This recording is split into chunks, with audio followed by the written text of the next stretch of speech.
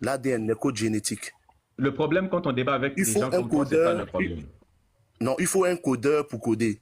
Il faut un codeur pour coder. Est-ce que tu peux te calmer? Bon, je suis calme. Ok. Je suis calme. Pourquoi tu me parles de la génétique? Nous sommes repartis jusqu'au Big Bang. Nous sommes partis jusqu'au premier atome, la première singularité. À cette époque-là, il y a pas, on ne parle pas encore, il n'y a pas de date de génétique, il n'y a pas d'être vivant, donc il n'y a pas d'ADN. Pourquoi tu me parles d'ADN? Et tu me dis que l'ADN est un code, il faut un codeur. C'est des conneries. Qui t'a dit que l'ADN, il faut un codeur? Il y a plein de brins d'ADN qui se réorganisent, qui subissent des mutations tout seuls et qui se recodent, qui se décodent à chaque fois. Tu as parlé de mutation. Tu n'es là son code qui suit. Pourquoi tu... Je déteste quand au milieu d'un débat, quelqu'un change de sujet. On n'a pas commencé sur un sujet. On n'a pas commencé sur un sujet, on échangeait. Quand on échange avec quelqu'un, même si vous n'avez pas commenté sur un sujet, si au milieu de l'échange, vous attrapez un sujet et que vous êtes en train de débattre sur un point, il faut rester sur ce point-là jusqu'à terminer. Il ne faut pas ouvrir plein de portes, c'est du désordre, ça s'appelle. Un chien à 4 pattes, mais ne marche pas sur 4 chemins. Il marche sur un seul chemin. De la même manière, un être humain a 2 pieds, mais il ne marche pas sur 2 routes. Il marche sur une route. Donc, il ne faut pas être désordonné dans un débat.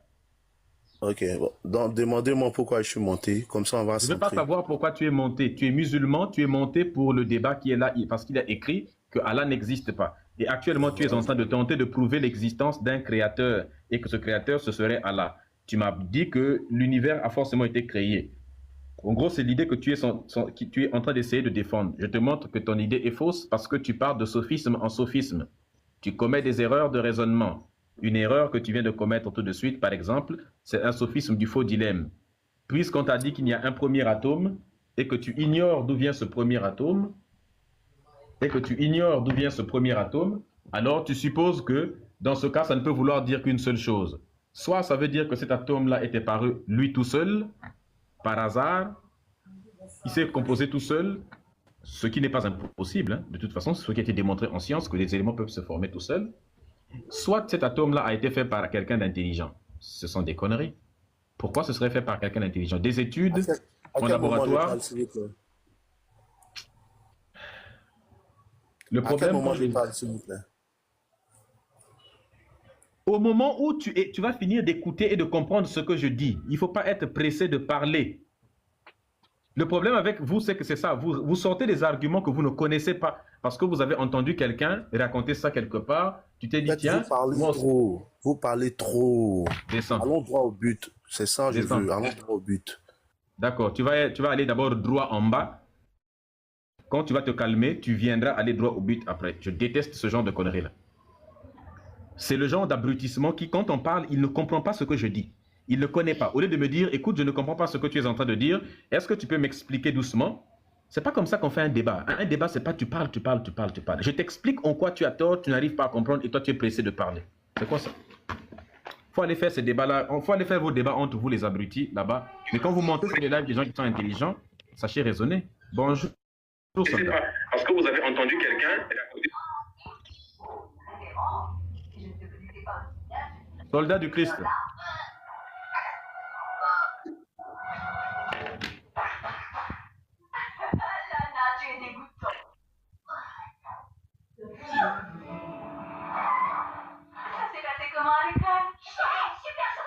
J'espère que je ne vais pas tomber l'ambiance, mais Lola, tu as une visite chez le docteur Petersen et Lana, tu as un rendez-vous pour...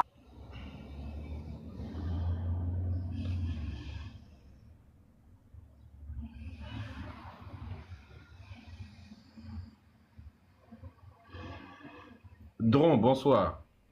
Médusa, comment tu vas? Je vais bien et toi? Ça va? Moi, je suis chrétien. Ok. Et j'aimerais que tu défendes ta thèse. Parce que là, tu as fait une affirmation selon laquelle Jésus-Christ n'existe pas. La Bible et le Coran sont des livres de fiction, des plagiats mensongers. Déjà, fiction, plagiat est une contradiction. Mensonger, violent, c'est un plagiat. C'est que celui-ci qu'ils ont plagié, il a menti aussi parce qu'il y a mensonge dedans. Violent, c'est que celui-ci qu'ils ont plagié, il est violent, plein d'erreurs contradictoires. Donc, il faut défendre ta thèse et puis on va commencer.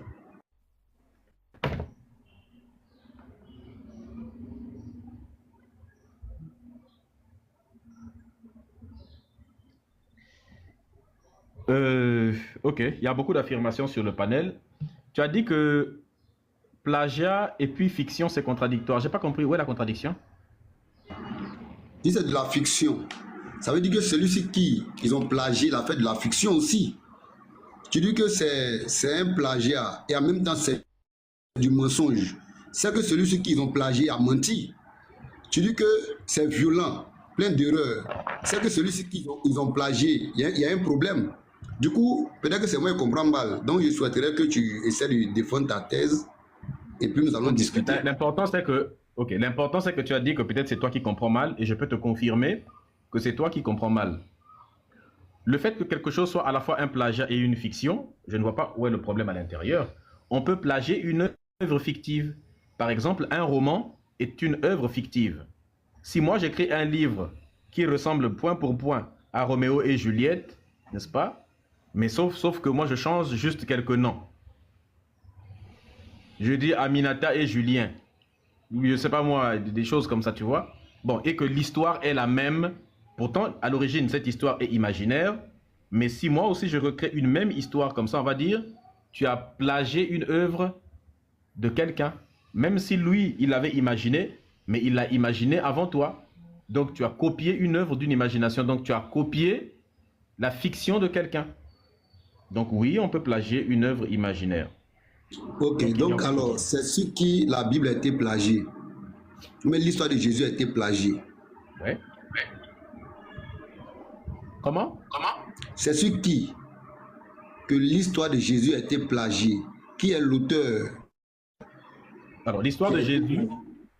Alors, la vie de Jésus a été plagiée sur plusieurs personnages antiques tels que Horus, Osiris, Mitra, Bouddha, Krishna, Dionysos, donc Bacchus, sur Attis, sur Apollon, sur bref, plein d'autres personnes. Sur Hercule. C'était des fictions? Oui. C'était des fictions? Bien sûr. Ok, Dieu merci, c'était des fictions.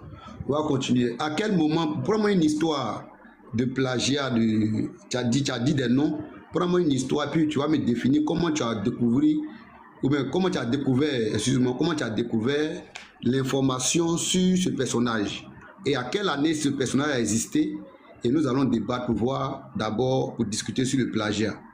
Je viens de te dire que c'est des histoires fictives. Tu me demandes à quelle année cette personne fictive a existé.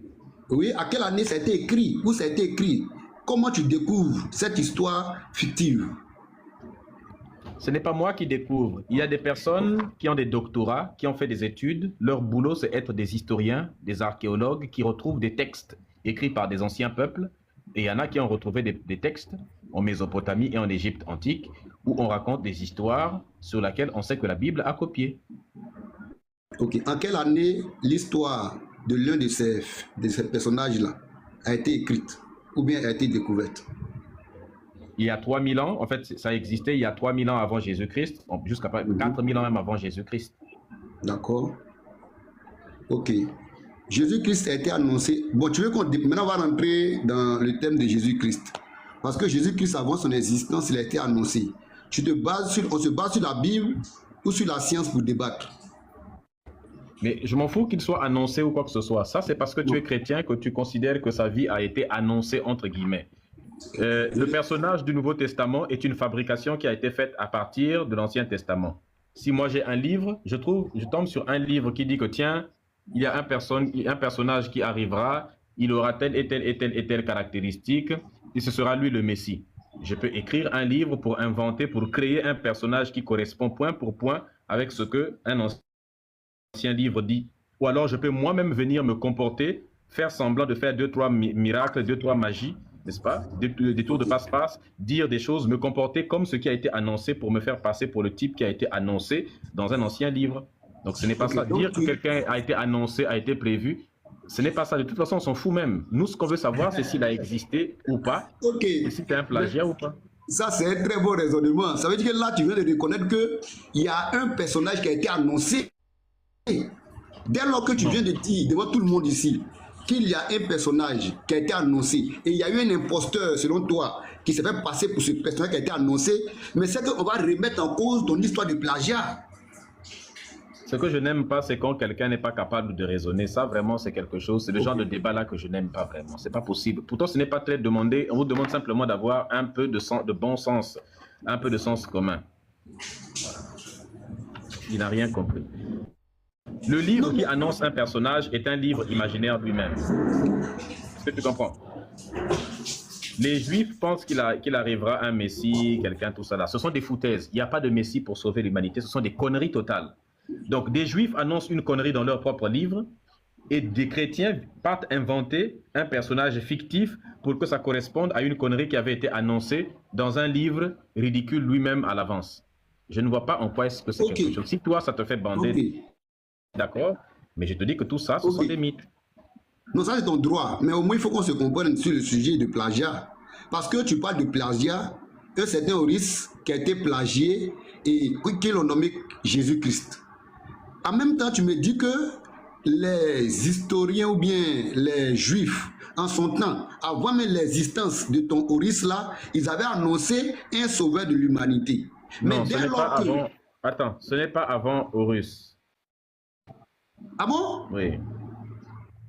Ok, on va commencer maintenant par l'ancienneté des personnages ou bien des prophéties. Tu as dit 3000 ans avant Jésus-Christ. C'est ça, non? Je pense que le débat a l'air un peu désordonné. D'accord? Je ne vois pas trop la cohérence du débat. On va prendre un thème. Attends. On va prendre un terme fixe, toi et moi, et on va débattre sur un thème fixe. Quel est le thème sur lequel tu veux... Attends. On va être ordonné. Quel est le thème sur lequel tu veux débattre? Mais nous sommes en train de discuter sur ton plagiat. Ok. Tu veux qu'on débatte sur les plagiats, c'est-à-dire que l'idée selon laquelle j'ai écrit que la Bible est un plagiat. Effectivement. Un ensemble de plagiats. Ok. Oui. Donc on t'écoute. On part sur ça. Ok. La Bible est un plagiat. On a parlé, il y a plein de choses dans la Bible qui sont des plagiats. Que ce soit la vie de certains personnages de la Bible comme les Moïse, on a cité les Jésus, ainsi de suite. Adam et Ève, l'histoire d'Adam et Ève est un plagiat. L'histoire de Noé, c'est un plagiat, avec l'histoire avec le déluge et tout ça là, c'est un plagiat. Il y a plein d'autres événements dans la Bible qui existaient dans d'autres textes, par exemple. Est-ce que tu m'écoutes? Des personnages comme les Esther, les Mardoché, tout ça, ce sont des plagiats. Non, on est sur le personnage de Jésus-Christ. Ok. Pour qu'on soit un peu structuré comme tu l'as signifié. Le texte qu'elle a dit que le personnage de Jésus... Ok, oui, le personnage de Jésus... Ok, je donne... Attends, je vais donner Pourquoi le personnage... Il n'y a pas de souci. Pourquoi le personnage de Jésus est un plagiat? Attends, je vais planter mon décor. Pourquoi Jésus... Attends, je te réponds sur Jésus. J'ai compris. On t'écoute. Jésus est un plagiat parce que, premièrement, Jésus n'a jamais existé. Jésus n'a jamais existé. Jésus est un mythe total. Ce mythe a été fabriqué à partir des personnages mythologiques eux-mêmes des autres peuples. Je te les ai cités tout de suite, ces personnages mythologiques en question, à partir desquels Jésus a été fabriqué. Donc, si tu veux nous prouver que l'histoire de Jésus n'est pas un plagiat, d'abord, tu dois nous prouver que Jésus a réellement existé, puis ensuite, tu vas maintenant démontrer, tu vas expliquer les similitudes qu'il a entre lui et les autres. Donc, on commence d'abord par son existence, puis après, on établit les parallèles qu'il y a entre lui et les autres. Maintenant, est-ce que tu peux nous prouver que Jésus n'est pas un personnage fictif qui a été plagié sur d'autres en nous donnant les preuves de son existence? Je t'écoute. D'accord. Déjà, partir sur les preuves de son existence, ça sera contraire à l'histoire du plagiat. Parce que plagier, qu'il existe ou pas, que ce soit une fiction ou pas, ça reste un plagiat. Un plagiat, c'est un... Non, laissez-moi finir s'il vous plaît. Un plagiat, c'est un copier-coller d'un fait, qu'elle soit vraie ou qu'elle ne soit pas vraie. Tout à l'heure, tu as dit ça. Tu as dit, tu as pris un exemple même. Moi, je me lève, j'écris un document sur Mata, par exemple, Et 10 ans après, je vois un gars qui dit, il s'appelle Mata, et il réalise tout ce qu'il avait dit dans mon document. Donc, que ce que j'ai dit dans mon livre soit vrai ou fausse, mais il a eu à faire, c'est ça le plagiat. Le plagiat n'est pas si... Pour toi, c'est quoi un plagiat? C'est pas possible. Écoute d'abord, je déteste vraiment, ça devient compliqué de débattre, discuter avec des personnes qui n'ont vraiment, je ne veux pas devenir insultant, mais tu ne comprends rien. Je viens de te dire qu'on peut plagier une œuvre fictive, c'est vrai. On peut plagier quelque chose qui est fictif, qui est une histoire imaginaire. Mais nous avons pris un personnage qui est Jésus. Maintenant, toi, tu crois que Jésus a existé. Moi, je crois que Jésus est un personnage fictif qui a été plagié.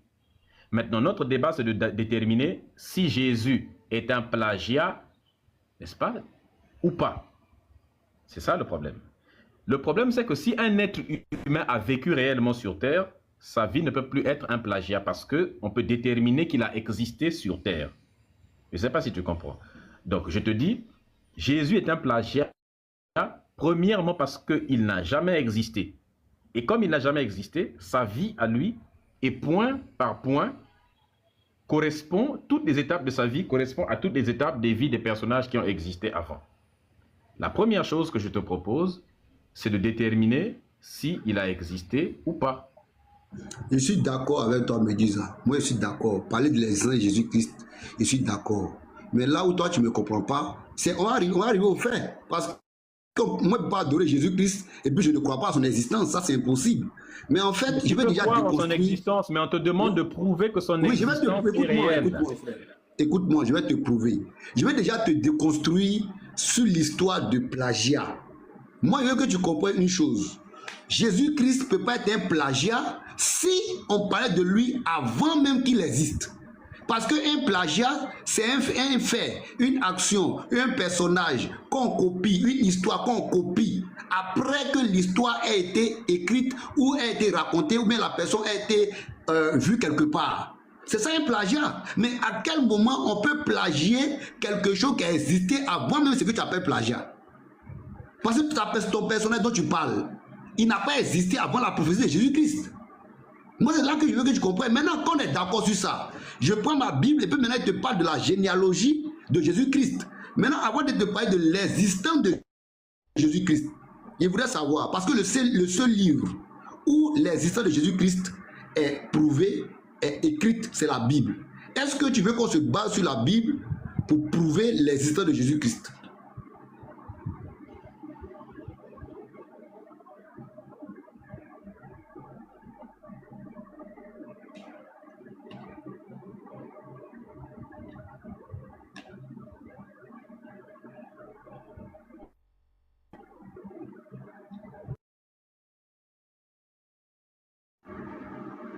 Je te demande, s'il veut qu'on prouve l'existence de Jésus-Christ, déjà sur le plagiat, ce n'est pas un plagiat parce que l'annonce a été faite avant ton risque, avant l'existence de ton risque.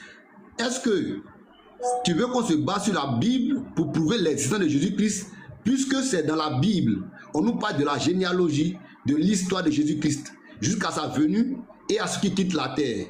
Tu veux qu'on se base sur la Bible ou tu veux qu'on se base sur quoi pour prouver l'existence de Jésus-Christ? C'est pas grave, donc. Désolé, j'avais un appel. Bon, tu sais quoi, Dron? Ce qu'on va faire, c'est que ce n'est pas grave. On va... Je sais même pas quoi. Ouvre d'abord ton micro. Il t'a posé une question, tu n'as pas encore répondu en fait. C'est pas que tu as compris. J'ai demandé, tu veux qu'on se base sur quel document pour prouver l'existence de Jésus-Christ? Puisque le document officiel où on parle de lui, on parle de son existence dans la Bible. Donc, il ne sait pas, tu veux qu'on utilise la Bible ou tu veux qu'on utilise quoi pour parler de son existence?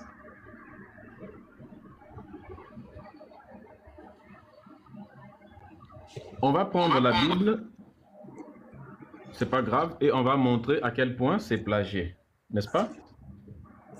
Bon, moi, on va revenir sur le plagiat, parce qu'il a dit que Jésus-Christ a été annoncé. Si ton personnage a existé avant l'annonce de Jésus-Christ, Nous allons vérifier tout à l'heure. Non, le fait qu'il a été annoncé, ça ne change rien du tout. On s'en fout. Ton histoire d'annonce, ça ne sert à rien du tout. Je viens de te l'expliquer. Essaie de faire semblant de comprendre.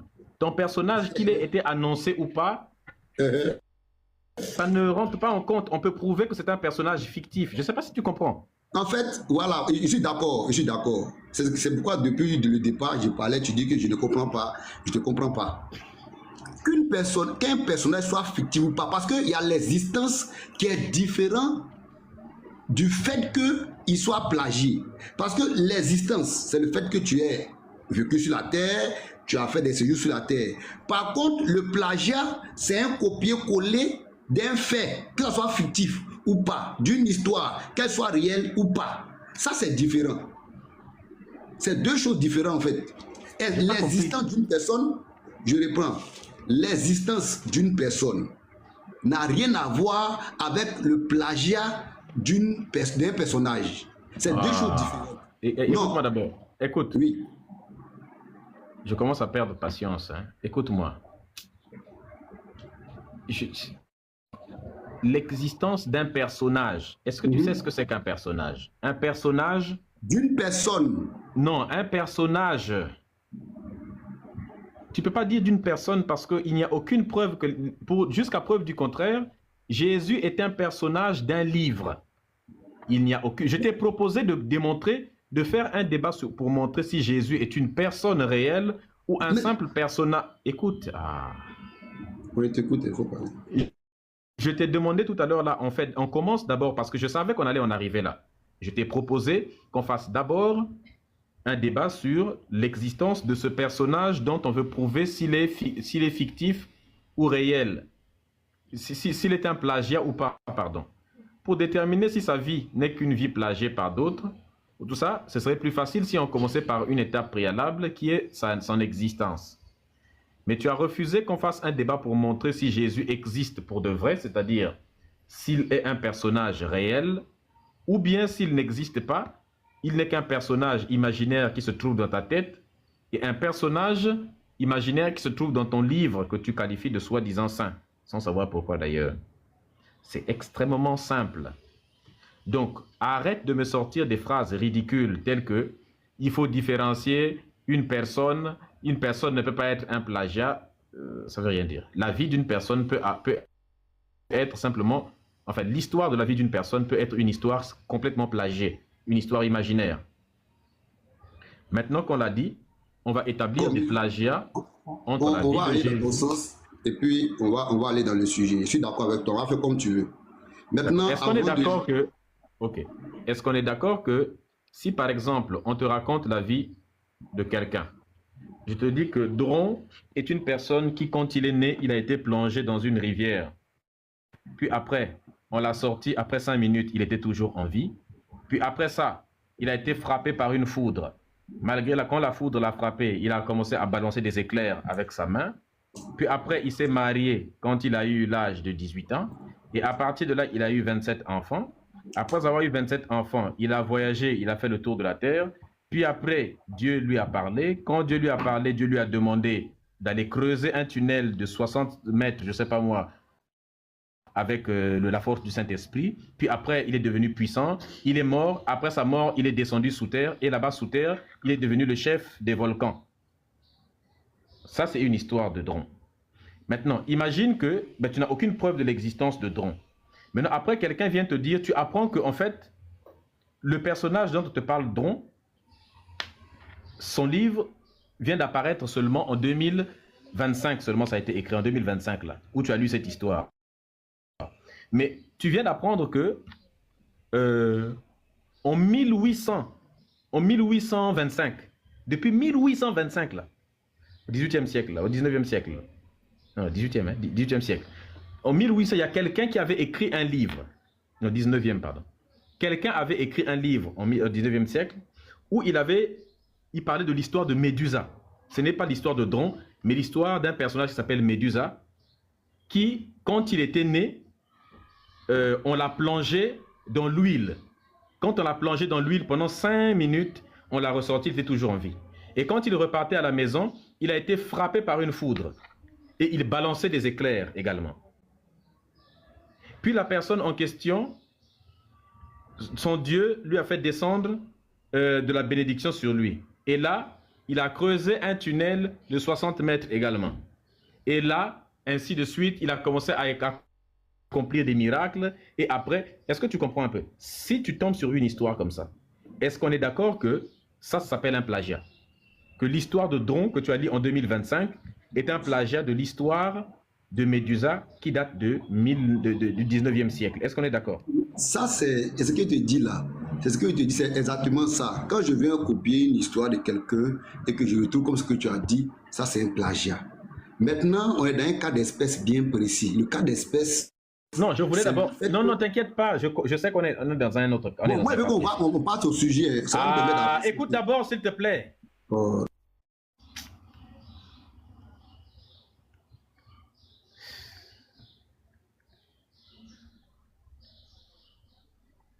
Maintenant qu'on a établi un petit peu ce qu'est un plagiat, est-ce qu'on est d'accord que si on établit un parallèle pareil avec la vie de Jésus, est-ce qu'on est d'accord que c'est comme ça qu'on peut prouver que Jésus est un plagiat? Imagine si je te raconte la même chose sur la vie de Jésus et je te démontre que d'autres personnes avaient raconté les vies de d'autres personnages, mais qui sont tech comme la vie de Jésus-Christ, mais que ça a été fait avant. Est-ce qu'on pourra dire que la vie de Jésus est un plagiat dans ce genre de cas-là? C'est ce que je t'ai dit, en fait, tu veux parler sans écouter les autres. Je ne veux pas t'écouter pour le moment. Réponds d'abord aux questions seulement. Je ne vais pas te répondre. Laisse-moi développer. Tu prends ton temps, tu me laisses développer aussi. Réponds d'abord. Je te laisserai développer. Mais pour le moment, il m'a demandé... a été annoncé là. Tu vas me crier, frère. Tu me demandes de te prouver quelque chose. Et puis tu veux parler. C'est toi qui m'as demandé de prouver. Je t'ai laissé parler tout de suite. Maintenant, tu m'as dit de te prouver. Maintenant, je suis en train d'appliquer une méthode pour te prouver quelque chose. Ferme d'abord ton micro et essaie de suivre mon raisonnement et après tu pourras t'exprimer. C'est quoi ces conneries là? Quand quelqu'un est bête, vraiment, c'est pas possible. Comment vous pouvez être aussi bête que ça, vraiment? Oh. Je veux bien que vous soyez limité, mais à ce niveau-là, c'est trop quand même.